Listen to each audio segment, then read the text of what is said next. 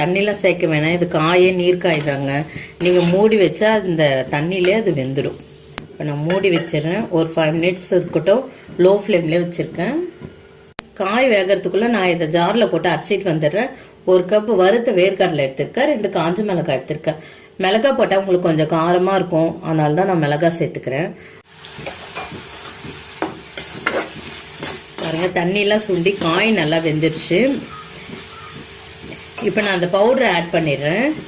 மிளகாய் வறுத்த வேர்க்கடலையும் மிக்ஸி ஜாரில் போட்டு அரைச்சிட்டு வந்தேன், அதை ஆட் பண்ணிக்கலாம். நான் இது பெரிய ஸ்பூனால் 1.5 ஸ்பூன் போட்டேன். உங்களுக்கு எவ்வளோ வேணுமோ, பத்தலைனா கூட நீங்கள் போட்டுக்கலாம். இது நிறைய போட்டிங்கன்னா நல்லா டேஸ்ட்டாக இருக்கும். இப்போ 2 minutes இருக்கட்டும். லோ ஃப்ளேம்லேயே வச்சுருக்கேன். இதை நீங்கள் சாதத்துக்கு போட்டு பிசைஞ்சு கூட சாப்பிடலாம்.